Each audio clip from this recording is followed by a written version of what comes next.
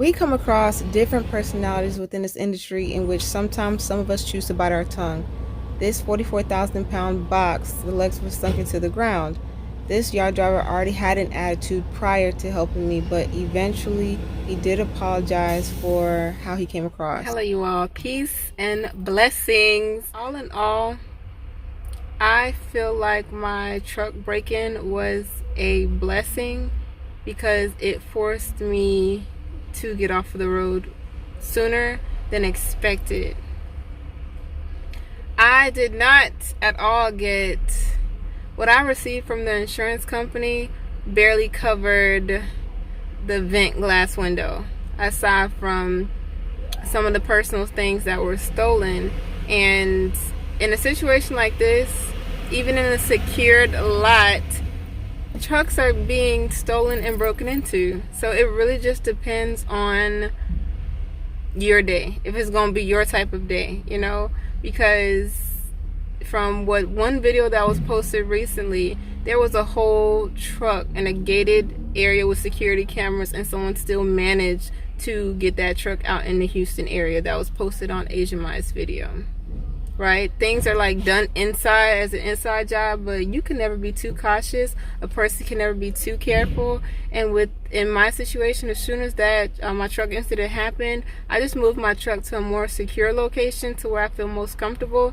It has something like this had never happened to me, so I didn't really know what to expect, but I feel like it humbled me more a little. What I mean by that, the whole truck incident humbled me more in the sense of understanding, like, dang, this can happen to anyone at any given time, anywhere, even if you've been parked at a location for like 2 odd years and never had any issue, right?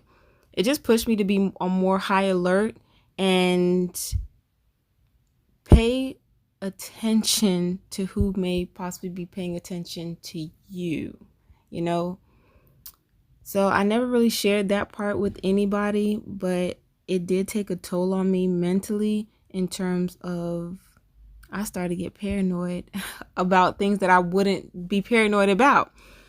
So when it comes to this intermodal life, I promise you it's never a dull moment. And I told myself maybe like a month ago, I would prefer doing intermodal if I was running under my own numbers. Why? Because the strain and some of my longer days that I've had to exhibit, it's not worth being an owner operator leased onto somewhere, right?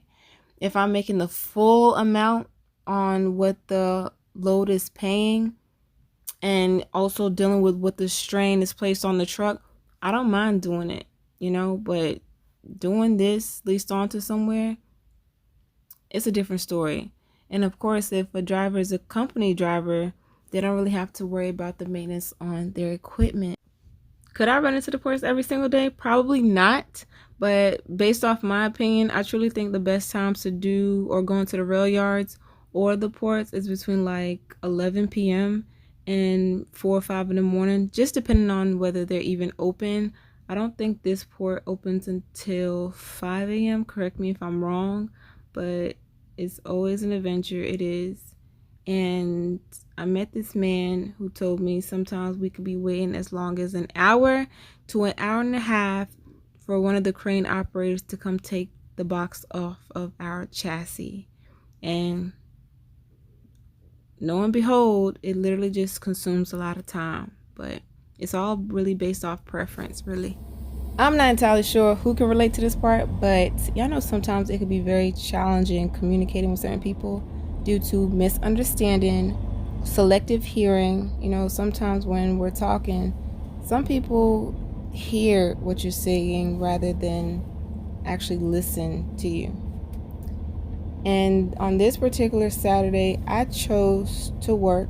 This is a Monday through Friday gig with weekend as optional, and where there's availability, I take it. When I got to this facility, I think it was like maybe 3.5 hours west of Charlotte. When I got here, the load I was supposed to pick up originally was already picked up a couple days prior. I contacted my terminal manager, and I was so nervous because I didn't know whether she would even pick up the phone because it is Saturday. So She got back to me, got into the system, and then keyed me a new dispatch in terms of this particular load had a couple of loads that were similar. So I ended up picking up something. It was a drop and hook. Drop and hooks are the best when it comes to intermodal. I'm telling you why, because a lot of the loads are heavy, right? We don't have to deal with the wait times. We just hook up and go, and it's less time consuming.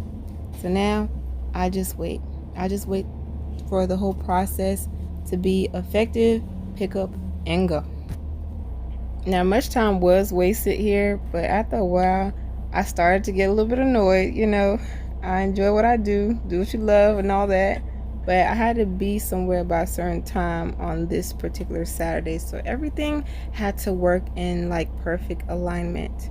I'll be the first to tell you I am not perfect when it comes to eating unhealthy while over the road or even local, or my demeanor, some of my driving habits in general. By the grace of the Most High, I've never been in any accidents, but I make mistakes. There are some people who truly place such a high regard on other people, other influencers, and it's mind boggling to me because it's like, as humans, we make mistakes, right? It's really up to us whether we learn from our actions, in which we're going to do the same things repetitively. But please, when it comes to certain things of what I do, don't follow suit. I'll tell you that right now, right? But if it's me trying to like be informative of certain things, of course, by all means, do what you got to do. But as always, as I tell y'all, do what you love what you do, let it work best for you. And at this point, I was frustrated. As y'all can see, the struggle with these dingy scissors. Intermodal has challenged me in the best way for reasons that it probably doesn't matter. But I actually have cutters that I purchased from Lowe's that cuts these zip ties, and someone recommended them to me while out here. You don't want to be the driver that adds to the problem and just places these zip ties on the ground, but it is important to cut them once you reach the rail yard, once you're about to get set up and having a crane operator take the container off the chassis. You want to avoid all problems at all costs. I'm serious. It don't take long, it don't, but you just make sure you want to have the right cutting material. I've mentioned this many times. There are a multitude of opportunities out here in this trucking industry. Day in and day out, it's nothing but different thoughts running through the mind. Investment thoughts, good thoughts, bad thoughts. But don't forget, we are in control of our thoughts. We become what we think about. One of the best ways to figure out about a suspension airbag leak, I went to the Blue Beacon and you see nothing but soap and water sizzling. Yeah, crazy, huh? I was delivering on this particular day, and when I say my pre-trips are some of the most vital to me, this driver in front of me had one of his rear tires blown. I can only imagine how long they were driving like this. This is why CB radios are important. Mine doesn't work, but I tried to flag him down, pull up next to him. Didn't have to. If y'all can see the smoke, it's back there. And he didn't acknowledge me. Like, I literally rode along next to him, slid the window down, everything. He just straight tunnel vision. I'm talking, I didn't even look over. So it was his loss. Hopefully he made it out that situation safely. This is why I mentioned in my book about pre-trips and post-trips, even midway inspections, checking the mirrors frequently. It's so vital because these are ways that we can possibly avoid hazards down the line. This is bare chassis, so it's easier to show when like this. You'll pull this out. The zip tie will be cut, and you'll pull that up, and that knob that's inserted through container would be open. The 53-foot chassis, some of these chassis are extremely worn out, so the pre-trips are very much necessary on these. This is the container I was picking up this day. I feel like the back end is a little more simpler in terms of all you have to do is twist it and it turns. You'll connect the zip tie through those two pieces and that's it. Y'all know who winning? Let me tell y'all. The person who's winning is the one that is doing what's best for them, what makes them most comfortable within that moment. You know, no one's really competing against each other. The person is staying in their own lane, going at their own pace, and figuring out what they need to do to elevate to their next level. Everyone's level of success is going to be different. It looks different. It feels different. It sounds different, you know?